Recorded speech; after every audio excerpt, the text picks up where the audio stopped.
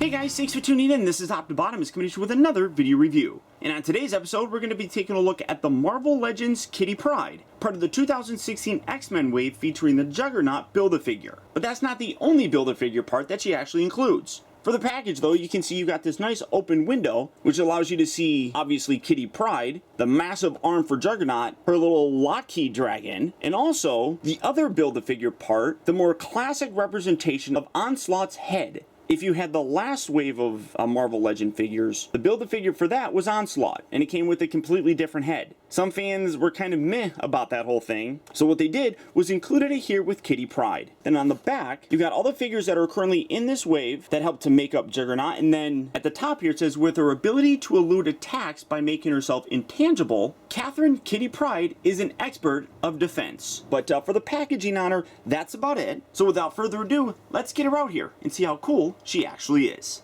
Alright guys, so here we have Kitty Pryde with Lockheed opened up and out of their packaging. And while the character of Kitty Pryde may not necessarily be a favorite amongst collectors, she's kind of a background character a lot of times.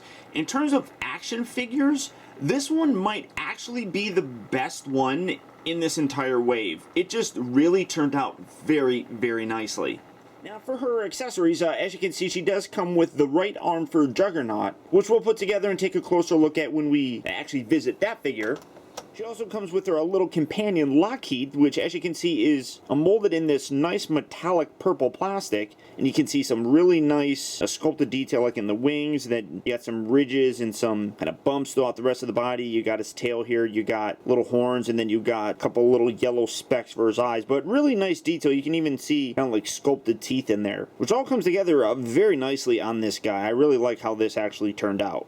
Then because of the way that the tail is, you can actually position them in a couple different spots. As you can see, initially I had them on her shoulder. You can also use that tail to kind of balance them and wrap it around her arm to kind of get her holding them, something like that. One thing that I do wish that she comes with that she doesn't would be an alternate hand here. As it is, you just got her with her hand always open. I mean, you can see it just pegs in here, so I really wish they would have included an alternate, like maybe fist or something that allows you to swap this out. But one thing that she comes with, which actually is really cool, is a more classic representation of Onslaught that you can use to replace the skull version that came with the red Onslaught Build-A-Figure. So all you do, because it's just a little ball joint, it's a little bit difficult to get to, but you just pull this off just like that, and as you can see, it's just a little ball joint, and then you can pop that on there, and that is terrific. I love Onslaught. I have ever since he was first introduced back in the 90s.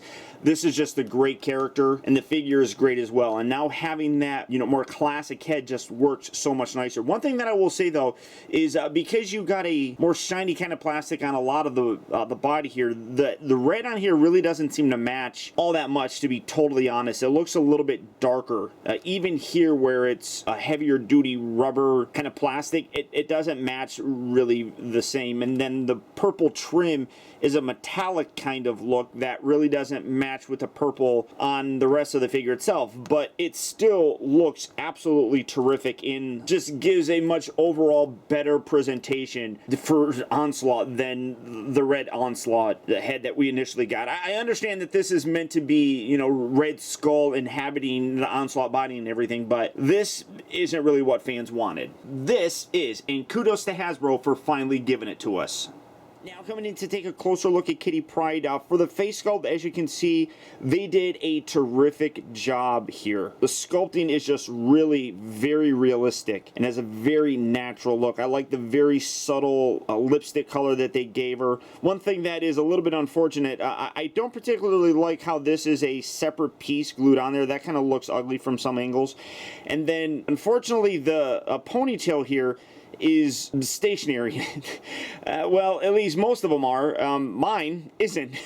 you can have that kind of look going for it, but I think it's just supposed to be glued in there, but mine isn't glued in very well. But one thing that I will say is that I do wish that this actually could rotate. That way when you're moving the head around, the hair kind of gets out of the way. As it is right now, it kind of bumps into the shoulders and everything and kind of messes things up. Some people have complained about the neck. I don't really think it looks too bad.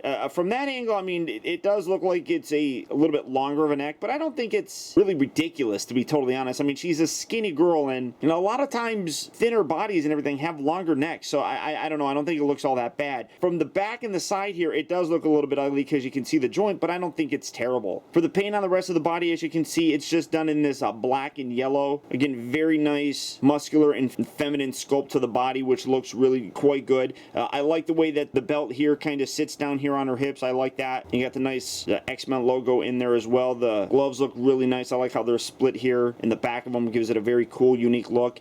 And then the legs, just very, very simple. And then you come down to the legs, and again, you just got that yellow. So paint-wise, it's very kind of subtle, but it looks good overall. You got a little yellow here, which does get a little bit sloppy for a little rubber band thing for her ponytail. But overall, I'm pretty happy with how it turned out. White's kitty here at the head, as you can see, stands a little bit taller than 6 inches, and then when you include the top of her ponytail, kind of pushes her close to about 6.5 inches.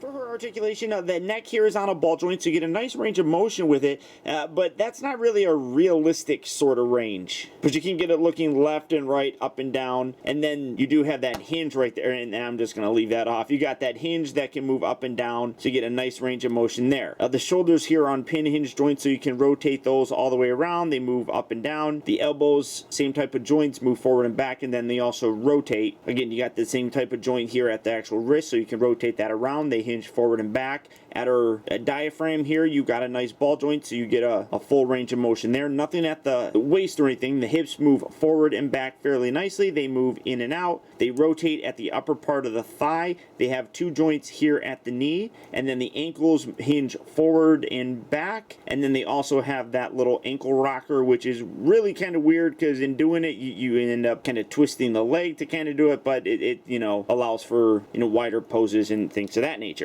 As I said, though, I really think the fact that she comes with a couple extra accessories really does step her above a couple of the other figures in this wave. I think what overall is going to hurt Kitty Pryde is that it's Kitty Pryde, and is typically regarded as more of a B or C list kind of character.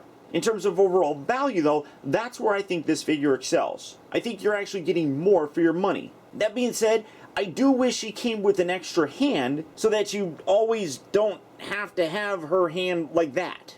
The paint, the sculpt, everything else on the figure really did come out very, very nicely. So if old Shadowcat here's a figure that you'd be interested in adding to your collection, she as well as the rest of the X-Men wave are at various retail locations right now. So if you're looking for them, good luck and happy hunting. Or as always, there's Big Bad Toy Store. So all you have to do for that is click on the link down in the video description. You'll go to BBTS where you can check out availability on this, as well as the rest of the Hasbro Marvel Legend figures. But beyond that, guys, that's about it. So once again, I want to thank you for tuning in. This has been Optibotimus. Don't forget that if you like this video, to please like and share it. Also be sure to subscribe in case you haven't already subscribed. That way you never miss a future review of mine. And as always, until next time, I'll talk to you later.